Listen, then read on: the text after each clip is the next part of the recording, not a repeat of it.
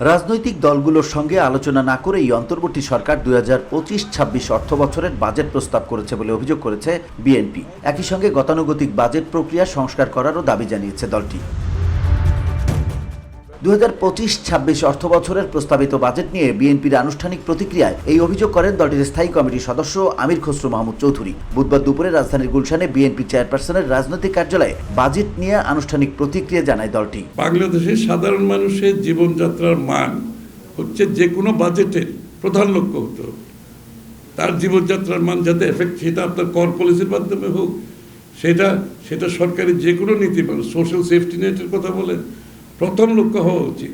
সেইগুলো উপেক্ষিত হচ্ছে। আমাদের দুঃখটা সেখানে যে আন্দোলনের জন্য, যে বৈষম্যহীনতার জন্য আমরা আন্দোলন করেছি, তার কোনো প্রতিফলন আমরা দেখতে পাচ্ছি না।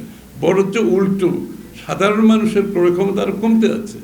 আপনি যদি কর বেশি, তারপরে আপনার ভ্যাট বেশি, বিএটি বেশি, তারপরে তাদের ইনফ্লেশন বেশি, মানে দ্রব্যমূল্যের দাম বেশি, সব কিছু তো সাধারণ মানুষের জীবনযাত্রার মানের বিরুদ্ধে চলে যাচ্ছে। কিন্তু এই জায়গাটাই এই জন্য আমরা বলেছি যে আমাদের সোশ্যাল সেফটি নেটের বিষয়টা আমরা বিশেষ এখানে মনোযোগী হয়েছি, যে এইখানে কোনো কম্প্রোমাইজ করা যাবে না।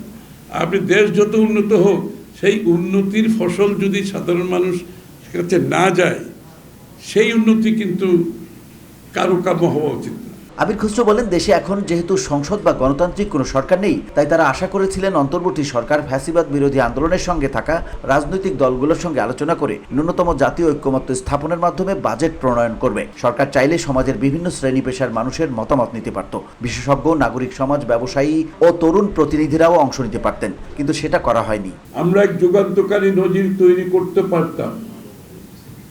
বাংলাদেশের জাতীয়তাবাদী দল সর্বক্ষেত্রে অন্তর্বর্তীকালীন সরকারকে সহযোগিতা করছে। আমরা প্রত্যাশা করেছিলাম অন্তর্বর্তীকালীন সরকার আন্দোলনকারী রাজনৈতিক দলের সাথে আলোচনা করে ন্যূনতম জাতীয় ঐক্যমত্য স্থাপনের মাধ্যমে বাজেট প্রণয়ন করবে। যেহেতু সংসদ নাই, নির্বাচিত সরকার নাই, অন্তর্বর্তীকালীন সরকার চাইলে সমাজের বিভিন্ন শ্রেণী পেশার মানুষের মতামত নিতে পারত।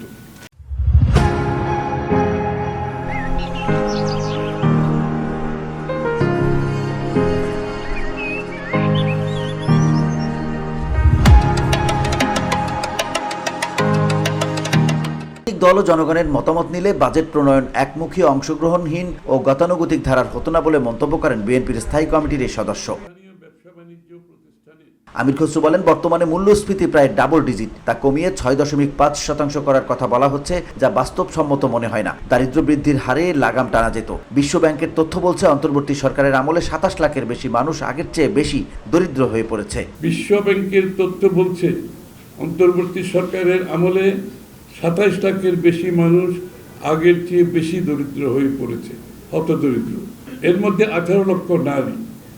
মজুরি বৃদ্ধির হার মূল্যস্ফীতির নিচে থাকায় প্রকৃত আয় কমেছে। দারিদ্র্য বৃদ্ধির পাশাপাশি ভোক্তা ব্যয়ের উপরও চাপ সৃষ্টি করেছে। দেশি বিদেশি বিনিয়োগ স্থবির হওয়ায় আনুষ্ঠানিক অনানুষ্ঠানিক প্রায় সব খাতে কর্মসংস্থান কমেছে।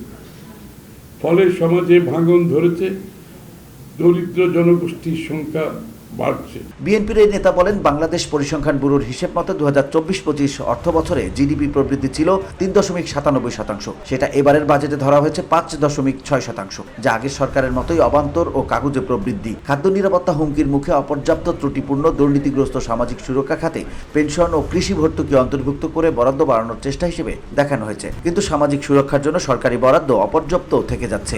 নির্বাচনের মাধ্যমে একটা নির্বাচিত সরকার আসবে, এটাকে রোধ করা সম্ভব, এই একমাত্র পথ।